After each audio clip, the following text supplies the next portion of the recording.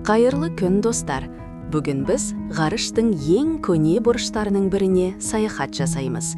Назарларыңызда LHS 1903 жүйесі. Бұл жұлдыз біздің галактиканың қалың дискісінде орналасқан, яғни ол өте кәрі, жасы шамамен 10 миллиард жыл. Оның айналасындағы 4 планета бізге планеталардың қалай пайда болатыны туралы мүлдем жаңа деректер беріп отыр. Бұл жүйедегі планеталардың орналасуы қазіргі теорияларға үлкен сұрақ туғызуда. Ғылымда радиус алқабы деген ұғым бар. Бұл супержерлер мен субнептундарды бөліп тұратын бос кеңістік. Әдетте субнептундар жұлдыздың қызылының атмосферасын жоғалтып кішірейеді. Бірақ LHS 1903 жүйесі ерекше. Өйткені мұндағы 4 планета осы алқаптың екі жағында да орналасқан. Бұл ғалымдарға планеталардың дамуын бір ғана жүйенің ішінде зерттеуге таптырмас мүмкіндік береді. Ең жақын планета LHS 1903b. Ол өте тығыз және тасты планета. Оның тығыздығы мен құрамы жерге өте ұқсас. Бірақ ол өз жұлдызына өте жақын болғандықтан, бетіндегі температура тым жоғары. Бұл типтік супержер. Оның бүкіл газы жұлдыздың радиациясынан ұшып кеткен, немесе ол басынан бастап газға кеде болған. C және D планеталары нағыз субнептундар. Олардың айналасында сутегі мен гелийден тұратын қалың газ қабығы бар. Қызығы сол, бұл планеталар өз жұлдызына жақын бола тұра атмосферасын сақтап қалған. Бұл олардың бастапқыда өте үлкен газ қорымен қалыптасқанын, немесе жұлдыздан келетін қызудың әсері біз ойлағаннан әлсіз екенін көрсетеді. Енді ең үлкен жаңалыққа назар аударайық.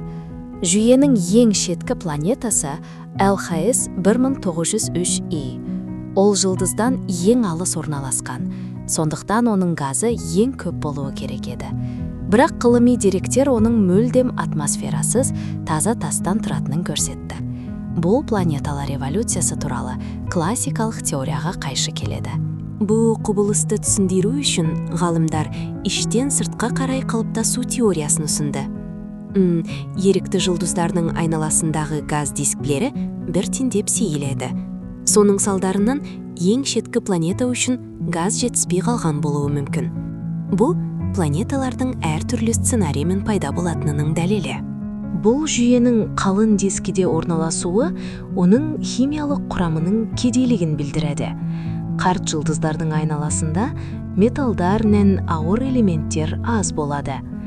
Соған қарамастан, онда осындай күрделі планеталар жүйесінің қалыптасуы ғаламның алғашқы кезеңдерінде де планеталардың белсенді түрде пайда болғанын көрсетеді.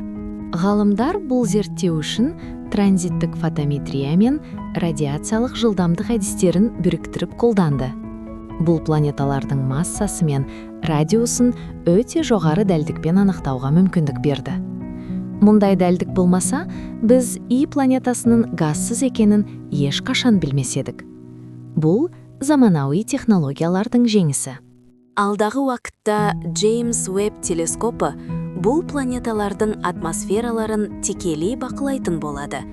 Біз бұл экзопланеталарда қандай да бір химиялық элементтердің бар жоғын білетін боламыз. Бұл зерттеу бізге жерге ұқсас планеталардың тағдырын түсінуге көмектеседі. Мүмкін, біз ғаламның басқа бұрышынан өмірдің нышанын табармыз. LHS 1903 жүйесі бізге ғарыштың ашылмаған құпиялары көп екенін ескертеді. Көне жұлдыздар мен жұмбақ планеталар бізді таңқалдырудан жалықпайды. Видео ұнаса, лайк басып, пікір қалдыруды ұмытпаңыздар. Келесі кездескенше, ғарыш әлемі сіздерге жақын.